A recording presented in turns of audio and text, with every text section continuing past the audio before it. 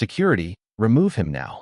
The words cracked through the first-class cabin before the aircraft had even pushed back from the gate. Heads turned instantly. Conversations died mid-sentence. A woman lowered her coffee. A businessman stopped scrolling through his phone. The sudden silence felt heavier than the jet itself. Nicole Harris stood in the aisle with her arms crossed, her expression sharp and unwavering as she pointed towards seat 2A. The man sitting there never flinched.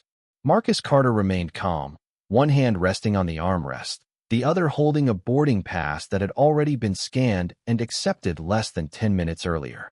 He wore a plain black t-shirt, dark jeans, and clean white sneakers. No expensive watch, no designer luggage, no visible signs of wealth. To Nicole, that was the problem. "Sir, I'm not asking again," she said. "You do not belong in this section." Marcus slowly lifted his eyes toward her. The cabin lights reflected softly across the window beside him, but his expression never changed. "My boarding pass says otherwise," he replied. Nicole let out a short laugh. It wasn't the kind people shared with friends. It was the kind meant to embarrass someone. "People try this all the time," she said loudly enough for nearby passengers to hear. "They wander into first class and hope nobody notices." Several passengers exchanged uneasy glances. Something about the interaction felt wrong. Marcus looked down at the boarding pass in his hand before folding it carefully. "I'm in the correct seat," he said. "No," Nicole snapped. "You're not." The tension spread row by row like a slow-moving storm. A man across the aisle shifted uncomfortably. A woman near the front removed one earbud, sensing she was witnessing something she should pay attention to. Marcus remained seated, calm, still, anchored. Nicole's frustration visibly grew. She wasn't getting the reaction she wanted. Most people argued. Most people raised their voices. Most people became emotional when challenged in front of strangers. Marcus did none of those things. "Security has already been notified," she announced. "They'll handle this." A faint murmur moved through the cabin. Security? For a passenger sitting quietly in his assigned seat? Even the gate agent standing near the aircraft door appeared confused. Marcus simply nodded once. "If that's what you think is necessary." Nicole stared at him as though his composure irritated her even more than his presence. "Trust me," she said. "It is." Outside the aircraft, the afternoon sun reflected off the terminal windows. Inside, the atmosphere had changed completely.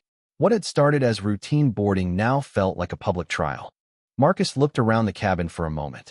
He noticed the curious faces, the whispered conversations, the subtle discomfort spreading among passengers who weren't sure whether to intervene or remain silent. He had seen that look before. Not once, not twice, more times than he cared to count. The look people gave when they sensed something unfair was happening, but hoped someone else would be brave enough to say it first. Nicole stepped closer. "You can save yourself a lot of embarrassment," she said. "Stand up and move." Marcus met her eyes. "Embarrassment isn't what concerns me." For the first time, Nicole hesitated. Only for a second. Then she hardened again. "Fine," she said. "When security gets here, don't say I didn't warn you." She turned sharply and walked toward the galley. The moment she disappeared behind the curtain, conversations erupted throughout the cabin. Quiet at first, then louder. Questions, doubts, observations. Nobody knew exactly who Marcus Carter was. Nobody knew why he remained so calm while a flight attendant threatened to remove him from first class. But one thing had become clear to everyone on board. Whatever was about to happen next, Nicole Harris had picked the wrong passenger. Marcus Carter had learned a long time ago that the most revealing moments in business rarely happened inside boardrooms. They happened when people believed nobody important was watching. The first-class cabin continued to buzz with quiet conversations after Nicole disappeared into the galley. Some passengers glanced toward Marcus every few seconds. Others pretended not to look while paying attention to every detail. Marcus sat comfortably in seat 2A and looked out the window toward the terminal. From the outside, he appeared completely unbothered. Inside, he was observing everything. Every reaction, every choice, every word.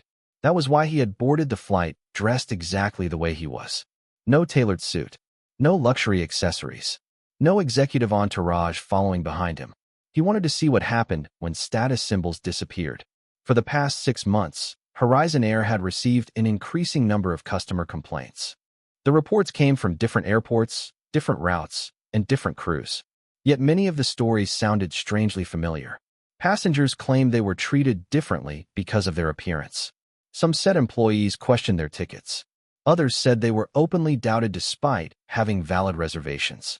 The company had investigated several cases, but Marcus wanted something no report could provide. He wanted the truth firsthand.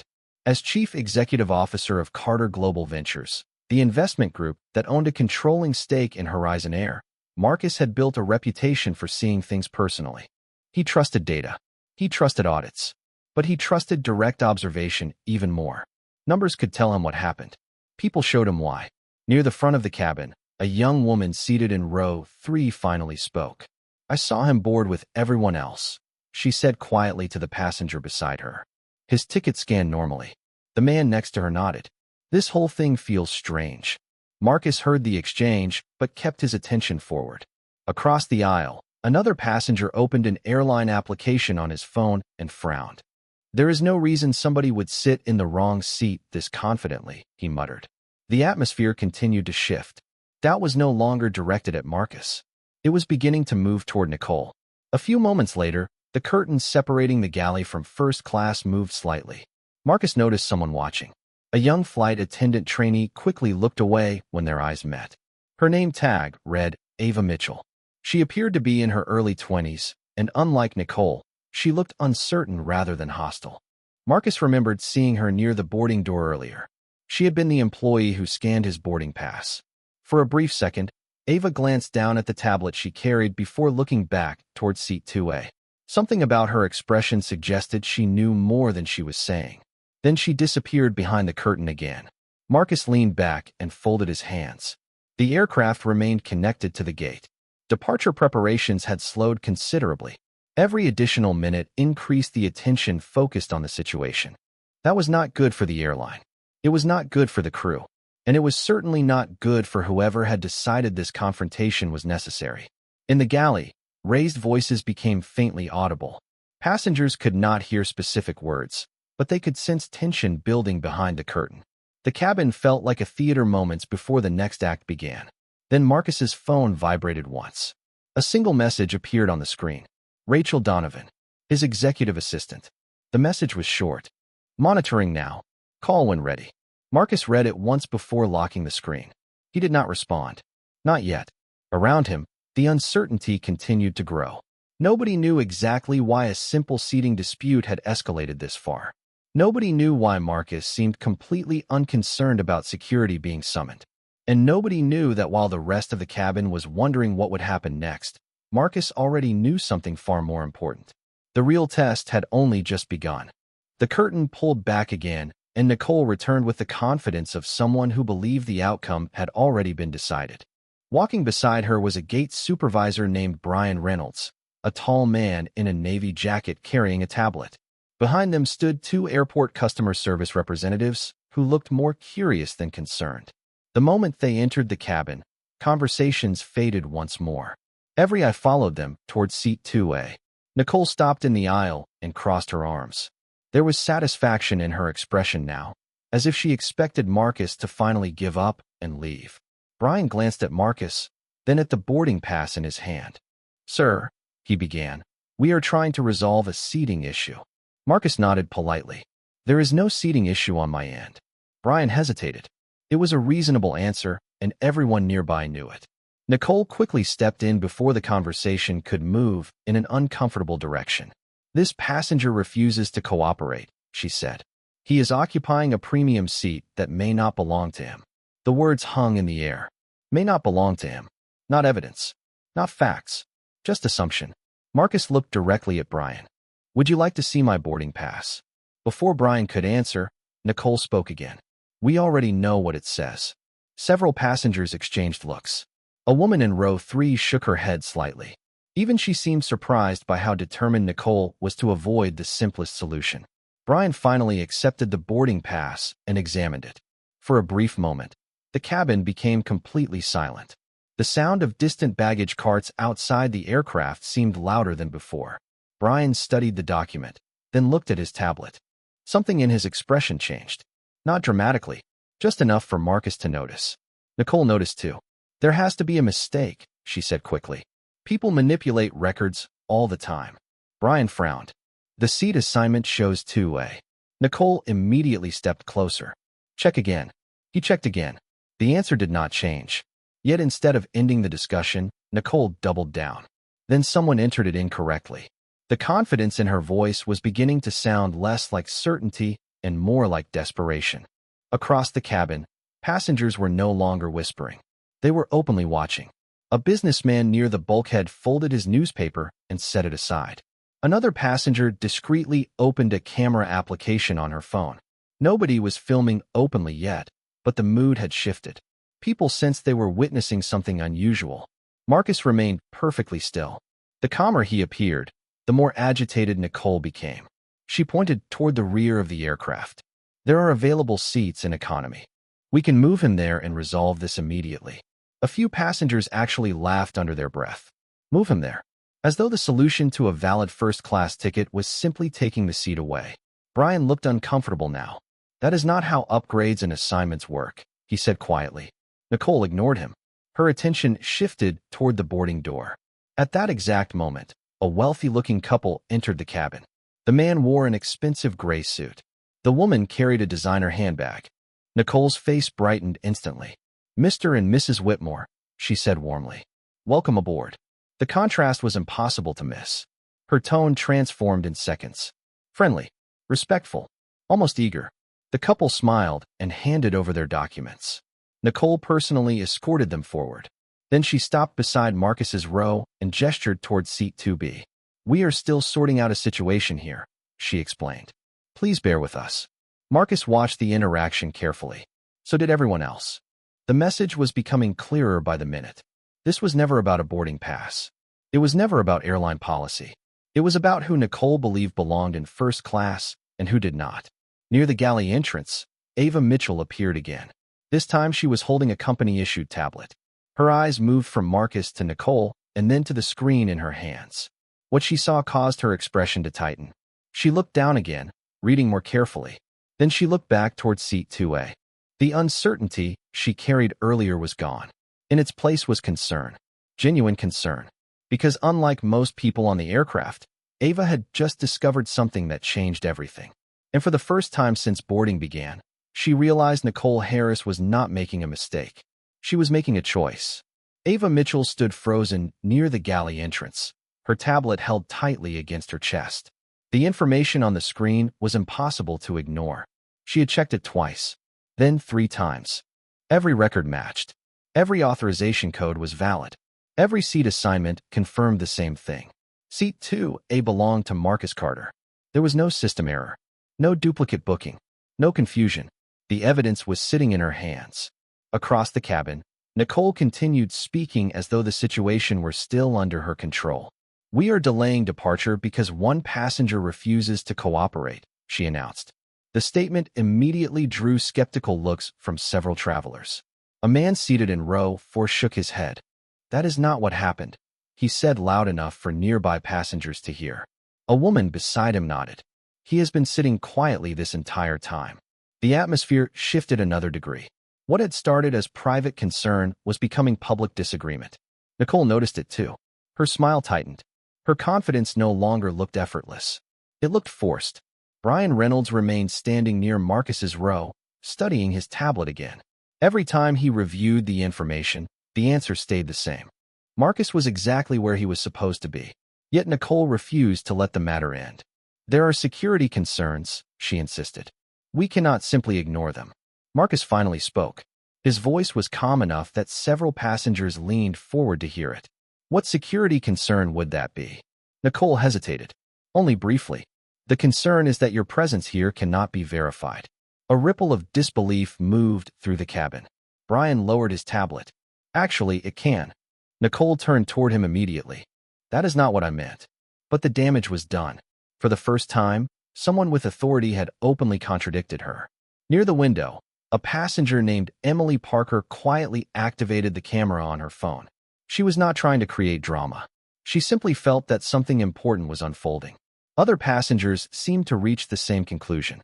Several phones appeared throughout the cabin. Not hidden, not secretive, just visible reminders that witnesses were paying attention. Ava watched everything unfold while her heartbeat accelerated. She had joined Horizon Air because she believed customer service mattered. Her training emphasized respect, professionalism, and fairness. Yet none of those principles were present in the conversation happening a few yards away.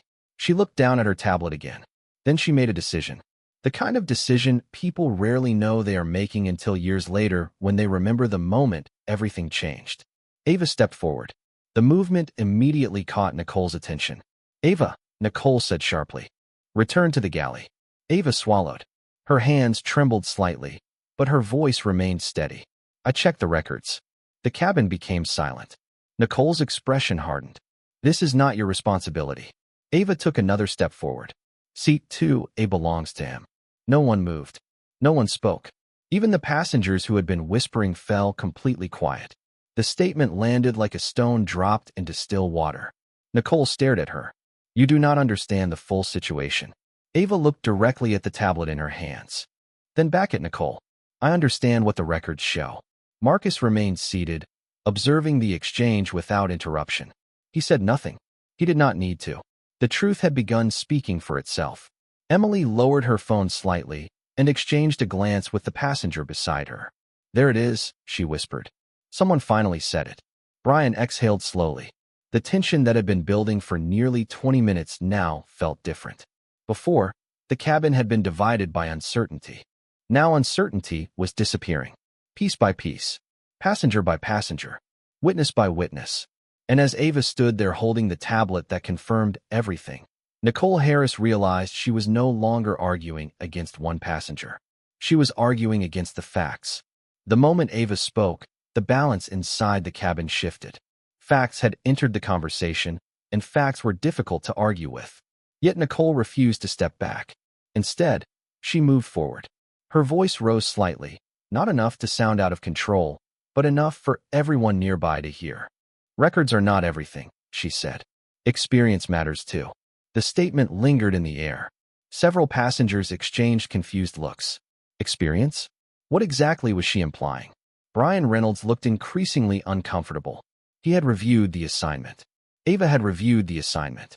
The system had reviewed the assignment. The answer never changed. Marcus Carter belonged in seat 2A. Yet somehow the discussion continued. Marcus sat quietly, listening. The tension around him felt familiar. Too familiar. Outside the window, airport vehicles moved across the tarmac beneath the afternoon sun. Inside the aircraft, time seemed frozen. Marcus found himself remembering another airport decades earlier. He had been 24 years old then, carrying a worn laptop bag and a one-way ticket to a business conference that could change his future. He remembered approaching an airline lounge after earning access through a promotion he could barely afford. The attendant had looked at him, looked at his clothes, and immediately assumed he was in the wrong place. Nobody asked questions. Nobody checked carefully. They simply decided. He remembered standing there while people stared. He remembered the embarrassment, the frustration, the realization that proving you belong often takes longer when others decide you do not. The memory faded as quickly as it arrived. Marcus returned his attention to the present. The same pattern, different faces, different year, same assumptions. Across the aisle, Emily Parker finally lowered her phone and spoke. "This does not make sense anymore." Her voice was calm but firm. "The records confirm his seat. Your own trainee confirmed his seat. Why are we still discussing this?" Several passengers nodded. The question was simple. Nobody had a good answer. Nicole opened her mouth, paused, then looked toward the boarding door. A new figure appeared moments later. An airport security representative stepped onto the aircraft. He wore a dark uniform and carried a professional but neutral expression. The sight of him immediately drew attention throughout the cabin. Nicole pointed toward Marcus. "That is the passenger." The security representative glanced at Marcus, then at Brian. Before he said a single word, Brian handed over the tablet. The man reviewed the information for less than 30 seconds. Then he looked up. "His boarding pass is valid." Silence followed. Not dramatic silence. Worse, the kind that exposed everything. Nicole's expression tightened. The security representative handed the tablet back. "I do not see a security issue here." For the first time since boarding began, Nicole had no immediate response. Around the cabin, passengers were no longer questioning Marcus. They were questioning her. And somewhere deep beneath the growing discomfort, Marcus sensed something else approaching. The moment when assumptions stop protecting people and accountability begins. The security representative stepped back toward the boarding door, his role in the situation effectively finished. His conclusion had been clear. There was no violation, no threat, no reason for intervention. Yet the aircraft still had not departed. The cabin remained suspended in a strange silence, as though everyone sensed the story was moving towards something bigger. Nicole stood motionless for several seconds. The certainty that had fueled her earlier confidence was beginning to crack. Around her, passengers were no longer looking at Marcus with curiosity. They were looking at her with questions she could not answer. Brian Reynolds glanced toward the jet bridge, then back at Nicole. "I think we should move forward with boarding completion," he said quietly. Nicole ignored him. Her eyes remained fixed on Marcus. "There is something you are not telling us," she said. Marcus met her gaze. "Everyone has something they are not telling." The response was calm, almost conversational, but it landed differently now. The cabin had changed. The balance of power had shifted, even if nobody fully understood why. Near the galley, Ava Mitchell remained standing with the tablet still in her hands. She had spent the last several minutes reviewing records that most employees never saw. Passenger history, corporate travel designations, executive-level notes. The deeper she looked, the more unusual the profile became. Certain sections were restricted. Others required additional authorization. Several entries carried executive clearance tags she had never encountered during training. Her pulse quickened. She looked up toward Marcus again. The quiet passenger in seat 2A suddenly seemed much harder to define. Marcus's phone vibrated once more. This time he picked it up. The screen displayed a familiar name. Rachel Donovan. He accepted the call and held the phone to his ear. His voice remained low. "Rachel." On the other end, Rachel sounded composed as always. "We have been monitoring everything." Marcus glanced out the window. "I assumed you had. The situation has been documented. Customer service records, employee communications, gate reports, and cabin observations are all being preserved." Marcus nodded slightly. "Good." Rachel paused. "Would you like me to begin the review process?" Several passengers noticed the call but could not hear the conversation. Nicole watched closely. Something about the exchange unsettled her. Marcus remained silent for a moment before answering. "Yes. Begin executive audit protocol." The words meant nothing to most people in the cabin. To Rachel, they meant everything. "Understood," she replied immediately. "The review starts now." The call ended. Marcus placed the phone beside him and leaned back. That was all. No dramatic speech. No raised voice. No threats. Just a brief conversation. Yet something about it changed the atmosphere. Ava looked down at her tablet again. New notifications began appearing across the screen. Internal review requests. System access inquiries. Automated audit flags. Her eyes widened. Whatever executive audit protocol was, it was real. Very real. Brian's phone buzzed almost simultaneously. He checked the screen and frowned. Another message arrived seconds later. Then another. Across the cabin, Nicole noticed the growing confusion and finally asked, "What is happening?" Nobody answered immediately. Outside, baggage crews continued their work beneath the afternoon sun. Inside, invisible machinery had begun moving. Not the machinery of the aircraft. The machinery of accountability.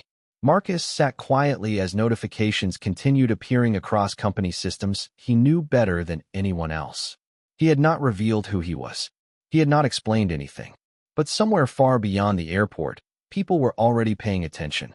And for the first time since this ordeal began, Marcus knew the real investigation had officially started. Ava stared at the screen as new audit notifications continued appearing one after another.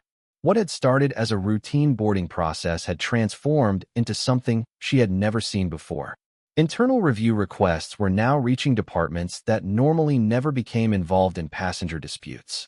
Compliance, corporate operations, customer experience oversight. The list kept growing. She looked toward Marcus again, and for the first time she realized he had known exactly what would happen when he made that phone call. Across the cabin, passengers sensed the shift even if they could not explain it. The tension felt different now. Earlier, people had wondered whether Marcus belonged in seat 2A. Now they were wondering who he really was. Brian Reynolds checked his phone again. Another message. Then another. His expression tightened. He turned away from the aisle, and quietly opened one of the notifications. The color immediately drained from his face. Nicole noticed. "What is it?" she asked. Brian did not answer. He continued reading. Near the window, Emily Parker lowered her phone and watched carefully. She had originally started recording because she thought she was witnessing an unfair confrontation. Now she felt like she was watching the first minutes of a much larger story unfold. Ava took a slow breath. Then she made another decision. The cabin had already crossed a line where silence no longer felt responsible. She stepped forward again. Nicole looked at her with visible frustration. "Ava, enough." But Ava did not stop. She held up the tablet. "There is more." The words immediately captured everyone's attention. Even passengers several rows back leaned into the aisle. Nicole folded her arms. "What exactly are you trying to prove?" Ava glanced at the screen. "I reviewed the passenger profile." Brian looked up sharply. He knew employees rarely discussed internal records publicly. Yet he also knew the situation had moved far beyond normal procedure. Ava continued. "The account attached to this reservation has executive-level clearance." Silence. Nicole's expression did not change immediately, but uncertainty appeared in her eyes. Ava kept going. Multiple access restrictions. Multiple corporate authorizations. Priority review protections. Brian slowly nodded. Everything she said matched what he had begun seeing on his own device. Nicole shook her head. "That does not mean anything." But her voice lacked conviction. The words sounded weaker than before. Emily exchanged a glance with another passenger. "It means something," she whispered. Around the cabin, people were beginning to connect pieces that previously seemed unrelated. The calmness, the confidence, the complete lack of fear. Marcus had never behaved like someone worried about losing his seat. He had behaved like someone observing a process. Ava looked directly at Nicole. "You said there was no verification." She lifted the tablet slightly. "There is more verification attached to this passenger than anyone else on this aircraft." The statement landed hard. Nicole opened her mouth, but did not immediately speak. Brian finally stepped forward. "She is right." Every eye in the cabin moved toward him. "The review requests we are receiving are not normal. They are being triggered from the highest levels of the company." A murmur spread through the rows. Passengers looked at Marcus. Marcus looked out the window. The contrast was striking. Everyone else seemed increasingly anxious. He remained completely composed. Emily quietly smiled. "I knew it," she whispered. Nicole took a step back. Not because she had accepted defeat. Because for the first time, she genuinely did not know what came next.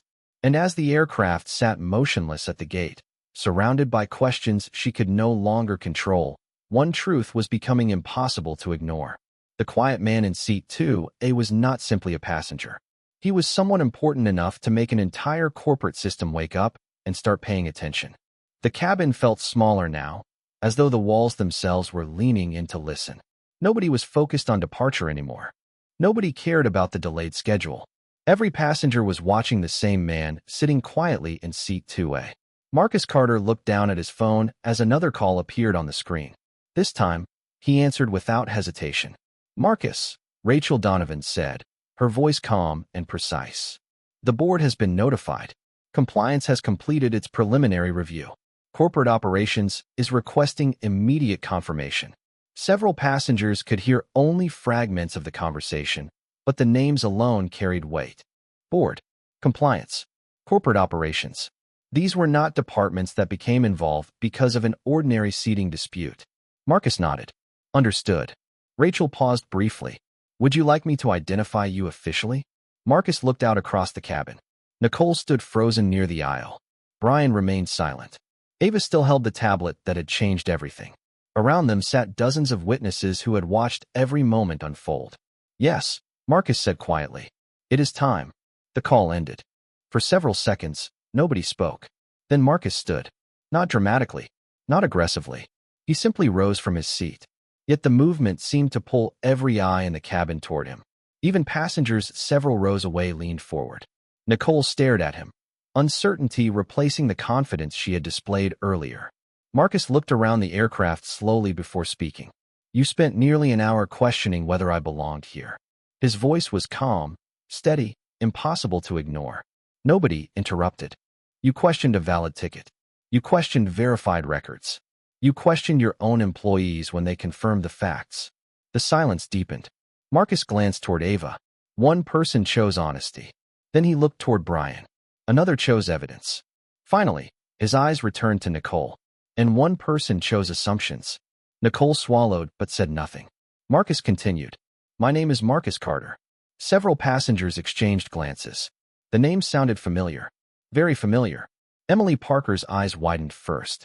Recognition flashed across her face. Then another passenger reacted.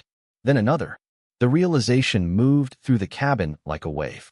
Marcus saw it happening. I am the Chief Executive Officer of Carter Global Ventures. A collective gasp spread across the rows. Marcus allowed the words to settle before continuing.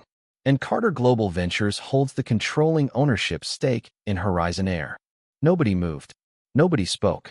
The aircraft had become completely still. Even Nicole seemed unable to process what she had just heard. Ava's hand covered her mouth. Brian looked down at the floor. Emily whispered a single word. Wow. Marcus remained composed. The problem was never that you did not know who I was. His gaze settled on Nicole. The problem was how you treated someone you believed was unimportant. The statement landed harder than any accusation could have. Because everyone in the cabin knew it was true. Marcus had not been challenged because of his behavior. He had been challenged because of assumptions. Assumptions about appearance. About status. About belonging. His phone vibrated again. Another notification. Then another. Brian checked his own device and immediately went pale. New messages were arriving from corporate headquarters. High-priority messages. Urgent messages. Messages that carried authority from levels far above the airport. Nicole's phone suddenly buzzed as well. She looked down at the screen. Her expression changed instantly. Whatever she had just received, it was not the message she expected.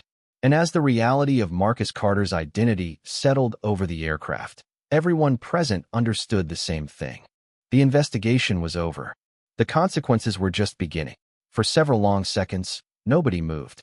The cabin remained suspended in silence as notification after notification arrived across employee devices. Nicole stared at her phone. The confidence that had carried her through the confrontation was gone. In its place was disbelief. Brian checked his own screen and slowly exhaled. The message came directly from corporate operations. Immediate review. Immediate reporting. Immediate compliance action. There would be no waiting period. No quiet conversation after landing. The process had already begun. Across the cabin, passengers watched the transformation unfold in real time. Earlier, they had witnessed assumptions. Now they were witnessing accountability. Marcus Carter remained standing beside seat 2A. Calm. Composed. The same way he had been from the beginning. Rachel Donovan called again. Marcus answered and placed the phone on speaker. Her voice filled the quiet cabin. Marcus, the board has completed its emergency review. The findings confirm multiple violations of customer service policy and professional conduct standards. Several passengers exchanged stunned glances. This was no longer speculation. It was official. Rachel continued. Effective immediately, employee access associated with the incident has been suspended pending final administrative action. Corporate representatives will meet the aircraft upon arrival. Nicole lowered her phone slowly. A moment earlier, she had believed she controlled the situation. Now the situation had moved far beyond her reach. Ava looked down at her tablet. New status updates appeared across the screen. Access restrictions. Audit records. Compliance flags. The system was changing in real time. Emily Parker shook her head in amazement. This is actually happening, she whispered. The businessman seated beside her nodded. I have never seen anything like this. Marcus listened quietly as Rachel finished her report. Additional customer experience reviews have been authorized across the company. The board wants a full assessment of similar complaints from the past 18 months. Marcus nodded once. Good. Rachel paused. Anything else? Marcus looked around the cabin. At Ava. At Brian. At the passengers who had spoken up. At the people who had remained silent, but watched carefully. Finally, he answered. No. The facts can speak for themselves. The call ended. The aircraft remained still for another moment before the captain's voice came over the intercom. Departure preparations would resume shortly. The announcement sounded almost surreal after everything that had happened. Life was moving forward again. Yet nobody in first class would forget what they had just witnessed. Nicole stood quietly near the aisle. There was no argument left to make. No explanation capable of changing what had occurred. The evidence had already been reviewed. The decisions had already been made. Ava finally stepped forward. "I am sorry this happened," she said softly. Marcus smiled. Not because of the apology itself. Because of the courage it took to speak when speaking was difficult. "Thank you for choosing honesty," he replied. Ava nodded. The words clearly meant more to her than any corporate recognition ever could. Marcus then looked around the cabin one final time. Every passenger seemed to be listening, waiting. He spoke calmly, the same way he had throughout the entire ordeal. "The lesson here is not about who owns an airline." The cabin remained silent. "The lesson is about how we treat people when we believe they cannot do anything for us." Several passengers nodded immediately. Marcus continued. "Respect should not depend on clothing, status, titles, or assumptions. It should be the starting point." The words settled over the cabin like sunlight after a storm. Simple, direct, impossible to misunderstand. Marcus returned to his seat and fastened his seatbelt. Around him, passengers slowly resumed their routines. Phones were lowered. Conversations restarted. Yet something had changed, not only for the employees involved, for everyone who had witnessed the moment. Because the real story had never been about first class. It had never been about a seat assignment. It had been about dignity. And as the aircraft finally prepared to leave the gate, one truth remained impossible to ignore. Marcus Carter never raised his voice. He raised the standard.